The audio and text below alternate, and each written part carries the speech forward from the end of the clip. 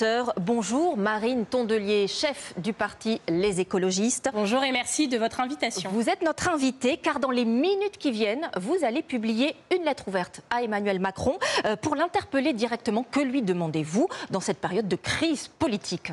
Écoutez, je demande au président de la République une chose très simple, basique pour un président de la République.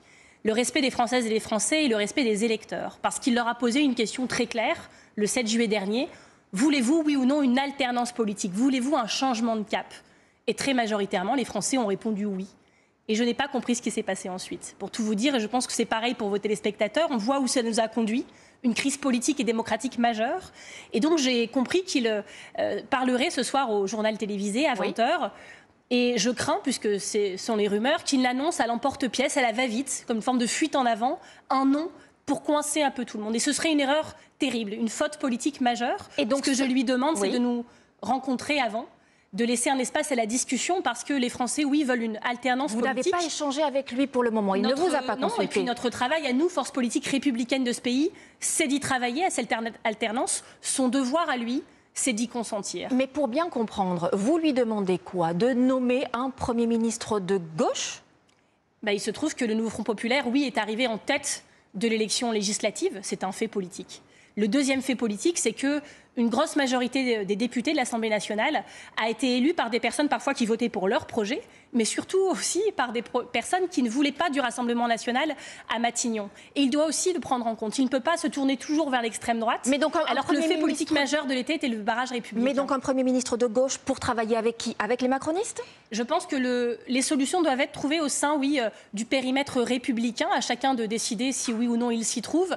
Et je trouve aussi, puisque j'en discutais encore hier avec des représentants de grandes centrales syndicales françaises, nous devons aux salariés, nous devons aux Françaises et aux Français de faire autrement, d'être à la hauteur de la situation. Je pense qu'on nous ne pardonnerait pas de ne pas essayer, et donc il faut que chacun sorte de sa zone de confort. Si on continue tous comme on a toujours fait, alors les mêmes causes entraîneront les mêmes conséquences, et ce pays ne peut plus se le permettre. Jusqu'à présent, vous réclamiez que l'ensemble des composantes de la gauche soient représentées au gouvernement. Est-ce que cette fois, vous pourriez l'envisager sans ministre LFI?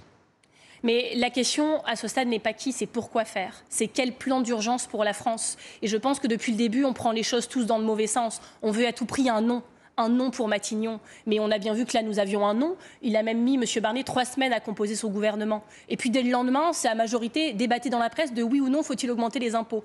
C'est quand même mieux de se mettre d'accord avant. Et vous savez, moi, je suis fidèle à la promesse du nouveau Front populaire. C'est la coalition pour laquelle je me suis engagée, que j'ai largement portée cet été. J'y reste fidèle. Et c'est nous qui avons gagné. Les électeurs ont mis ce bulletin dans l'urne avec tous ces logos. Et donc, si ce n'est pas un Premier ministre de gauche qui est nommé dans les heures, peut-être, qui viennent, pour vous, ce sera quoi? La censure automatique, oui ou non? Je pense qu'il ne doit pas nommer de Premier ministre ce soir, pour vous le dire très concrètement. Alors oui, il y a une forme d'urgence, parce qu'à la fin de l'année, il faut avancer sur les questions budgétaires, mais en prenant les choses dans le bon sens. Je le redis, toute solution à l'emporte-pièce annoncée dans l'urgence ce soir serait un échec pour la démocratie, un échec pour la France. Moi, je veux continuer à être fière de la devise de mon pays et continuer à être fière de notre démocratie. Si ce qui se passe aujourd'hui en France se passait dans n'importe quel autre pays du monde, je vous assure qu'en tant que Français, on se poserait des questions sur la démocratie de ce pays. Ça se passe sous nos yeux maintenant. Il faut maintenant qu'on réagisse et que le président de la République fasse preuve d'humilité et soit à la hauteur de ses responsabilités. Et c'est le message donc, que vous allez lui faire passer dans cette lettre que vous allez publier dans les minutes qui viennent. Merci beaucoup.